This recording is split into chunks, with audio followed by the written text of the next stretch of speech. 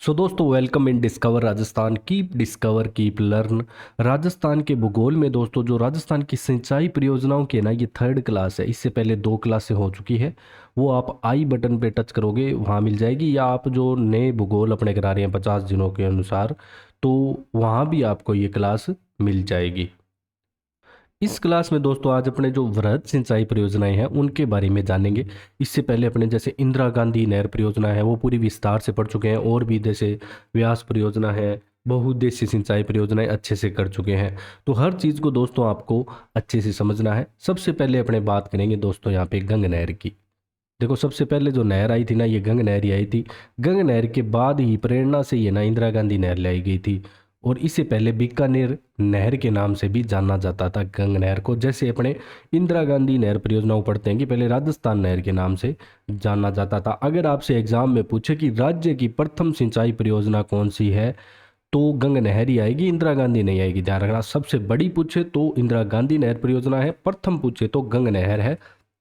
तो महाराजा गंगा सिंह ही लेके आए थे इसको बीकानेर रियासत के। 1922 से 1927 में इसका काम पूरा होता है, और 27 में दोस्तों लॉर्ड इरविन इसका उद्घाटन करता है। अब निकली कैसे है? पंजाब के निकट हुसैनी वाला है, वहाँ से सतलज नदी का पानी से यहाँ पे इसको निकाला गया है। और कुछ सिंचाई क्षमता इसकी दे रखी है। लंबाई इसकी दोस्तों 129 किलोमीटर है। राजस्थान में मात्र इसकी 17 किलोमीटर लंबाई है। पंजाब में 112 किलोमीटर है। मुख्य नहर की लंबाई की बात करें तो शिवपुर हेड के पास राजस्थान में दोस्तों इसका यहाँ पे क्या होता है, प्रवेश होता है गंग नहर का। ठीक है। और लाभान्वित जिले की बात करें तो देखो, पहले अपने पढ़ते थे कि गंगानगर जिला, और अब इसमें अनूपगढ़ जिला और ऐड हो जाएगा।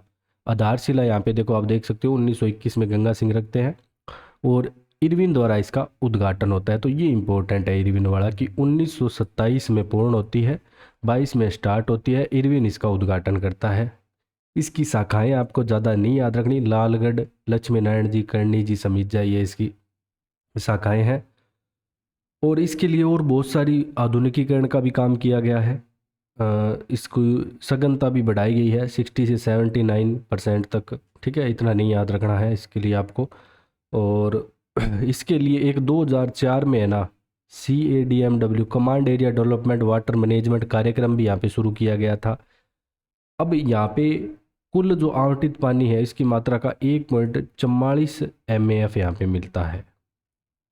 मेन आपको ये याद रखना है, ज़्यादा ये वाला PPT इतनी इंपॉर्टेंट नहीं है, पीछे वाली इंपॉर्टेंट है। यहाँ पे प्रथम सिंचाई परियोजना बीकानेर या श्री गंगा सिंह लाए थे, 22 से 27 के मध्य यहाँ पे शुरू होती है, सतलज नदी से निकाली जाती है। ये सारी चीज़ें आपको याद रखनी है। ठीक है, ये देख सकते हो आप। अब इसमें लाभान्वित जिले की बात करें तो पहले अपने यहाँ पे SGNR पढ़ते थे सिर्फ श्रीगंगानगर। अब गंगानगर के अलावा लाभान्वित यहाँ पे हो जाएगा अनूपगढ़, जो नया जिला बना है। ठीक है। अब अपने चलते हैं नर्मदा नहर परियोजना। दोस्तों, जो नर्मदा नहर परियोजना है ना, ये गुजरात, राजस्थान, महाराष्ट्र और MP 4 राज्यों की है। सबसे पहली मोस्ट इम्पोर्टेंट बात तो यही आती है इसके बारे में कि जो नर्मदा। दूसरी बात, इजराइल से टेक्निक ली गई थी कि बूंद बूंद यानी फव्वारा सिंचाई पद्धति पर आधारित है। ये बूंद बूंद सिंचाई पद्धति पर आधारित, सूक्ष्म सिंचाई पद्धति पर आधारित प्रथम परियोजना पूछे तो नर्मदा नहर का ही नाम आता है। राजस्थान का हिस्सा, अपने राजस्थान का हिस्सा कितना है? 0.50 MAF आता है। ये याद रखना है, ये बहुत बार पूछ लिया गया है कि नर्मदा नहर परियोजना में राजस्थान का लाभान्वित जिले पहले अपने पढ़ते थे दोस्तों जालोर, बाड़मेर, अब सांचौर हो जाएगा बस। सिंचाई क्षमता 2.46 लाख हेक्टेयर है इसकी। ये दोस्तों जो नदी है ना, एक सरदार सरोवर बांध बनाया गया नर्मदा नदी पे गुजरात में ही, वहाँ से नहर निकाली गई है। आगे देखेंगे इसको, जो कि सिल्लू सांचौर से राजस्थान में प्रवेश करती है। ठीक है, उस नहर को राजस्थान में फिर प्रवेश करवा दिया गया। मेन इसमें आपको क्या याद रखना है, बूंद बूंद सिंचाई पद्धति पर आधारित है। 0.50 MAF राजस्थान का हिस्सा है। ठीक है। और प्रवेश यहाँ पे जल प्रवेश 2008 को हो गया था। नहर की लंबाई दे रखी है, राजस्थान में लंबाई याद रखना, ये इंपॉर्टेंट क्वेश्चन है कि इस नहर की राजस्थान में लंबाई नर्मदा नहर की कितनी है? 74 किलोमीटर है। सांचौर, बदेड़ा, बनेरिया, ये लिफ्ट नहरें आती हैं। आगे फिर इसकी वितरिकाएँ भी निकाल दी जाती है छोटी छोटी, इनसे बहुत सारी जो दिख रखा है यहाँ पे मानकी, भीमगोड़ा, जैसला, गांधव, केरिया, रतोड़ा। अब इनसे थोड़े मिलते जुलते थोड़े नाम चेंज होके भी आपके सामने आ सकते हैं, बाकी नाम यही है। ये नहीं याद रखना इतना इंपॉर्टेंट, मेन ये है कि आपको 74 किलोमीटर इसकी लंबाई याद रखनी है कि 74 किलोमीटर राजस्थान में इसकी लंबाई है। इसके अलावा बात करें तो देखो यहाँ पे, तो ये गुजरात है। अब गुजरात में दोस्तों यहाँ पे क्या है कि ये बह रही है आपकी नर्मदा नदी, नर्मदा। यहाँ पे क्या है कि बना दिया गया और यहाँ से ये नहर निकाल दी गई। तो ये नहर कौन सी है? नर्मदा नहर। तो इस नहर को यहाँ पे सिल्लू गांव सांचौर में प्रवेश करवा दिया गया और इन दोनों दो जिले यहाँ से लाभान्वित होते हैं, सांचौर और बाड़मेर, वर्तमान की बात करें तो। ठीक है, सांचौर और बाड़मेर यहाँ पे लाभान्वित होंगे, इतना ध्यान रखना है। फिर बात करते हैं राजीव गांधी नोर सिद्धमुख सिंचाई परियोजना की। ठीक है, हनुमानगढ़ में नौर बादरा, चूरू का राजगढ़, ये सारे यहाँ पे जो तहसीलें वगैरह है लाभान्वित होती है। ये दोस्तों यहाँ पे क्या है कि समझौता हुआ था रावी व्यास 1982 में। तो यहाँ पे जो आवंटित पानी 8.6 MAF है, इसमें से 0.47 MAF उपयोग हेतु यूरोपियन आर्थिक समुदाय के सहयोग से ये निर्मित किया गया। ठीक है, और शिलान्यास इसका दोस्तों 1989 में राजीव गांधी करते हैं भिरानी गांव, बादरा, हनुमानगढ़ से। और लोकार्पण इसका 2002 में हो जाता है, मतलब काम कंप्लीट 2002 में सोनिया गांधी करती है, ये भी भिरानी से ही करती है। ये सिंचाई क्षमता दे रखी है, इतनी नहीं याद रखनी। मेन लाभान्वित स्थान याद रखना है हनुमानगढ़, मेन हनुमानगढ़ जिला ज़्यादा है इसमें सिंचाई के लिए भी। जो सबसे ज़्यादा पानी हनुमानगढ़ जिले को ही मिलता है। राजीव गांधी नौर सिद्धमुख सिंचाई परियोजना, मेन नौर बादरा का हिस्सा ज़्यादा आएगा इसमें। अब फिर आगे है ना, इसमें से सिद्धमुख रतनपुरा वितरिका निकाल दी गई दोस्तों। ठीक है, तो ये भी यहाँ पे देखो, जहाँ यहाँ से जो वितरिकाएँ निकाली गई है तो इसका नाम रख दिया गया सिद्धमुख रतनपुरा वितरिका। हनुमानगढ़ चूरू इस सेम उसमें हनुमानगढ़ चूरू थे और यहाँ भी हनुमानगढ़ चूरू जिले ही लाभान्वित होंगे। अब अपने बात करेंगे दोस्तों बिसलपुर। तो बिसलपुर परियोजना वैसे दोस्तों सबसे ज़्यादा इंपॉर्टेंट जयपुर, अजमेर, टोंक, नागौर की है। अगर बात करें तो जो बिसलपुर परियोजना आएगी, अगर अपने दोस्तों वर्तमान की बात करें तो यहाँ पे जो लाभान्वित जिला है पेयजल के लिए, तो पेयजल के लिए यहाँ पे जयपुर ग्रामीण हो जाएगा आपका। इसके अलावा अजमेर के साथ जो नया जिला बना था ब्यावर आ जाएगा। यहाँ पे नए जिलों के अनुसार जयपुर ग्रामीण और ब्यावर इसमें ऐड हो जाएगा। ठीक है, और सिंचाई यहाँ पे सिर्फ टोंक को मिलेगी। यहाँ पे डायर सिंह टोंक के पास बनास नदी पर, में मुख्य नदी अगर पूछे बिसलपुर सिंचाई परियोजना से बनास नदी आती है। 1999 में यहाँ पे दोस्तों बांध बनाया गया, बिसलपुर बांध, ये ध्यान रखना। यहीं से ही पूरे जयपुर को जल भी मिलता है। राजस्थान की सबसे बड़ी पेयजल परियोजना है, ना कि सिंचाई, ध्यान रखना, पेयजल परियोजना लिखा हुआ है। तो ये चीज़ ध्यान रखना, इन चीज़ों को पॉइंट होते हैं ये इंपॉर्टेंट एग्ज़ाम की दृष्टि से। अपने इंदिरा गांधी करके आ जाएंगे अगर आपसे पूछे कि राजस्थान की सबसे बड़ी पेयजल है, लेकिन पेयजल परियोजना में बिसलपुर वाली आती है सबसे बड़ी। यहाँ पे बांध की भराव क्षमता दे रखी है, ये नहीं याद रखनी आपको, इतनी इंपॉर्टेंट नहीं है। और पाइपलाइन वगैरह बता रखी है बिछाई हुई, ये भी इतना इंपॉर्टेंट नहीं है। इसका वित्त पोषण दोस्तों इंपॉर्टेंट हो जाता है, जो नाबार्ड द्वारा RIDF के तहत किया गया। तो अपने को तो इतना याद रखना है कि नाबार्ड के द्वारा यहाँ पे इसका क्या किया जाता है, वित्त पोषण किया गया था। अब बात करें बिसलपुर की, तो ये देख सकते हो ये थोड़ा पुराना वर्ल्ड मैप के अनुसार है। और यहाँ पे नागौर की जगह यहाँ पे जिला आपका डीडवाना कुचामन हो जाएगा एक, ये ध्यान रखना, जो नागौर है इसकी जगह आपका हो जाएगा डीडवाना कुचामन।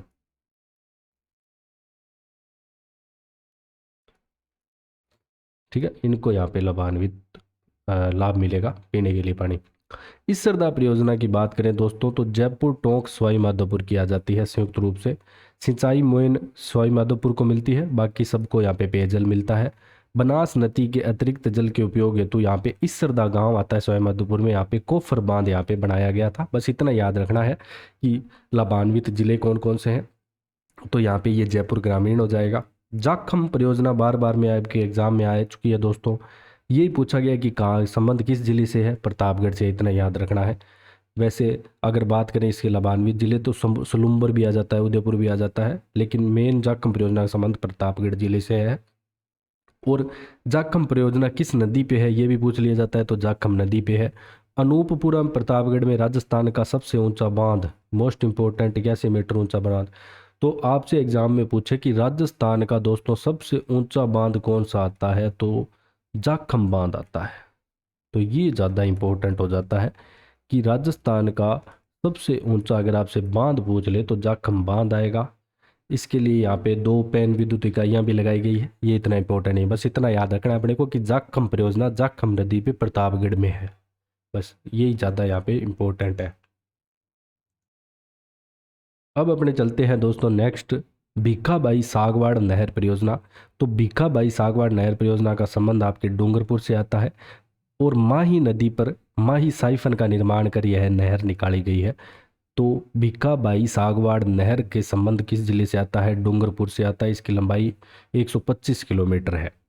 तो ये ध्यान रखना कि भीखाबाई सागवाड़ की जब भी बात आए तो डूंगरपुर जिले का नाम आएगा और माही नदी इससे संबंधित होगी। तो ये नहर किस नदी से निकाली गई है, माही नदी से। तो ये इंपॉर्टेंट हो जाता है कि डायरेक्ट आपसे पूछ सकता है कि भीखाबाई सागवाड़ नहर परियोजना किस नदी से निकाली गई है, तो माही नदी पर। यमुना जल सिंचाई परियोजना की बात करें तो भरतपुर, झुंझुनू और चूरू जिले से दोस्तों इसका संबंध आ जाता है।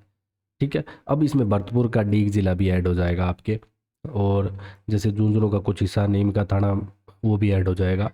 तो यहाँ पे क्या है कि 1994 में जब यमुना जल बंटवारा हुआ था, इसके तहत हरियाणा, उत्तर प्रदेश, राजस्थान, हिमाचल प्रदेश व दिल्ली के मध्य एक समझौता हुआ था। और इसमें राजस्थान को है ना 1.119 BCM जल आवंटित किया गया था। जल आवंटित किया गया था कितना, 1.119 BCM। मेन अपने को यही ध्यान रखना है कि यमुना जल सिंचाई परियोजना से लाभान्वित जिले कौन कौन से हैं, नए जिलों के अनुसार भी मैंने आपको बता दिए।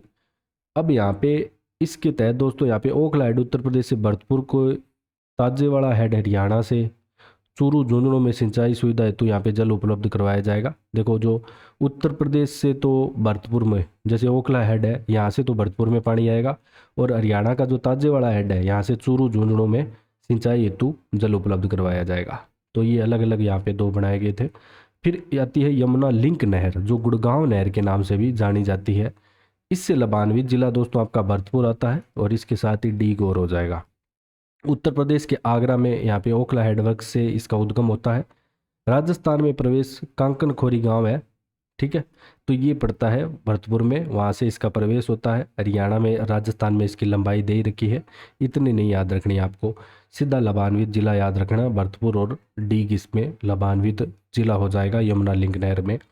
फिर इंदिरा लिफ्ट नहर परियोजना, ये ध्यान रखना दोस्तों थोड़ा सा।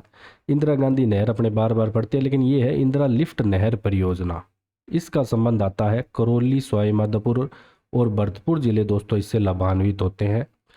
इसमें क्या है कि चंबल नदी के पानी को लिफ्ट कर कर यह सिंचाई परियोजना बनाई गई है। तो चंबल नदी का संबंध आता है। तो जब भी पूछे कि किस नदी का जल उपयोग किया गया है इंदिरा लिफ्ट नहर परियोजना में, ना कि इंदिरा गांधी सिंचाई परियोजना की मैं बात कर रहा हूँ, IGNP की। अब मैं इंदिरा लिफ्ट नहर परियोजना की बात कर रहा हूँ, इसका संबंध आपके चंबल नदी से आएगा। फिर परवन बहुउद्देश्य परियोजना आ जाती है दोस्तों।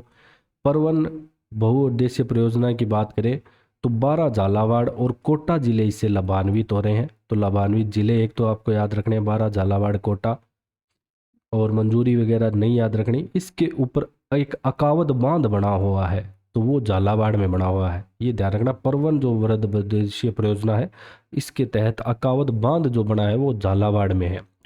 शेरगढ़ अभ्यारण्य 12 को यहाँ पे जलापूर्ति यहीं से होती है, विद्युत क्षमता भी दी गई है। मेन आपको जो लाभान्वित जिले हैं ये याद रखना है, 12 झालावाड़ और कोटा, और अकावद बांध किसमें है, झालावाड़ में। तो परवन नदी पे ही है। इसके अलावा दोस्तों और मध्यम और लघु सिंचाई परियोजनाएं हैं बहुत सारी, ये डायरेक्ट पूछ ली जाती है बहुत बार एग्जाम में। देखो जो छापी परियोजना है, नदी भी पूछ सकता है, छापी नदी पे है झालावाड़ में, बहुत बार आपके एग्जाम में आ चुका है कि छापी परियोजना का संबंध किस जिले से है, झालावाड़ से। चौड़ी या चवड़ी लिखा है तो ये भी चौड़ी नदी पे झालावाड़ में ही है।